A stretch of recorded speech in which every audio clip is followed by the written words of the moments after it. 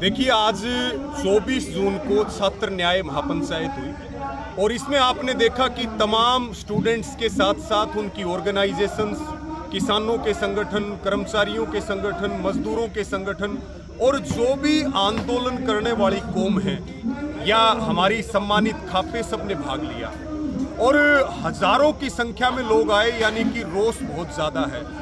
आज कमेटी की भी बड़ी लंबी मीटिंग चली और उस मीटिंग में सारी बातों पे विचार विमर्श होने के बाद ये फैसला हुआ कि 26 जून तक का अल्टीमेटम हम सरकार को, प्रशासन को और यूनिवर्सिटी प्रशासन को दे रहे हैं कि वो वीसी को हटाए और दोषियों की गिरफ्तारी हो और जो स्टूडेंट्स की तमाम बाकी मांगे हैं उन मांगों को पूरा करने का काम किया जाए। अन्यथा 27 जून को सुबह 10 बजे से लेकर के और 3 बजे तक इस विश्वविद्यालय के जितने भी गेट हैं, जिनकी संख्या लगभग 4 है, उन चारों गेटों को सांकेतिक तौर पे बंद किया जाएगा 27 जून को सुबह 10 बजे से 3 बजे तक। और ये सरकार के लिए एक ट्रेलर होगा कि हम केवल 5 घंटे गेट बंद करके एक सरकार को ट्रेलर देने का काम कर रहे हैं। अगर सरकार फिर भी नहीं मानेगी तो इन गेटों को अनिश्चित काल के लिए बंद किया जाएगा। इसके अलावा हमारे जो भाई बहन स्टूडेंट्स हैं, उन्होंने अपील करी है कि हम बातचीत के लिए तैयार हैं, लेकिन हमारी मांगों के ऊपर बातचीत होनी चाहिए।